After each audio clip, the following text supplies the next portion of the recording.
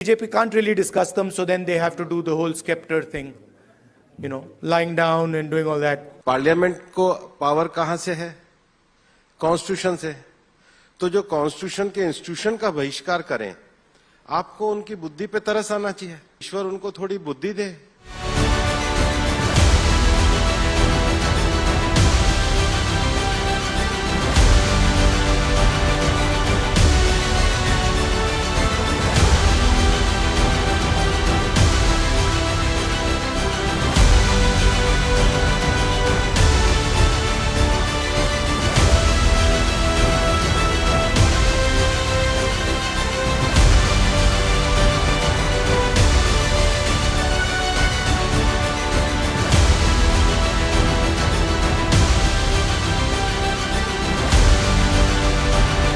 The real issues in India are unemployment, price rise, spread of anger and hatred,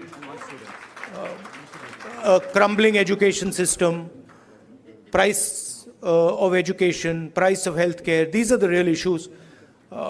BJP can't really discuss them, so then they have to do the whole scepter thing, lying down and doing all that.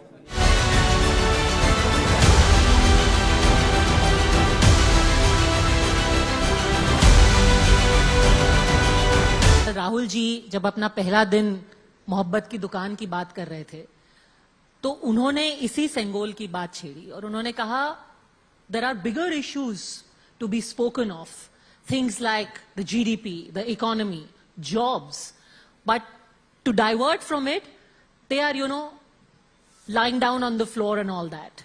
आप उनको जरा आंकड़े पहुंचा दीजिए। GDP जब जो आंकड़े आए वो हमारी 7.2% ग्रोथ को दर्शा रहा है।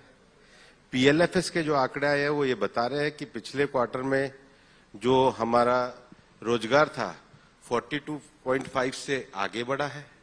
उनको आप ये भी डाटा मेरी तरफ से पहुंचा दीजिए कि ईपीएफओ का जो रजिस्ट्रेशन है वो 13 लाख से ज्यादा हुआ है। तो ये तो आंकड़े आप उनको अगर भिजवा देंगी तो समझ में आ जाएगा उनको भी।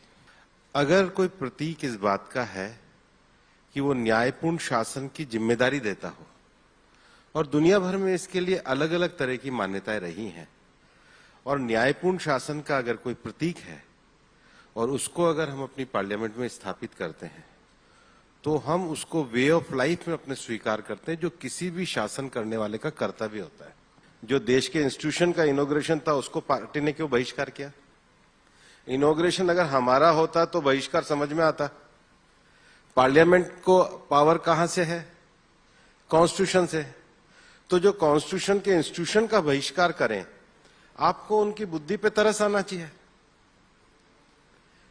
मैं तो कहता हूं ईश्वर उनको थोड़ी बुद्धि दे।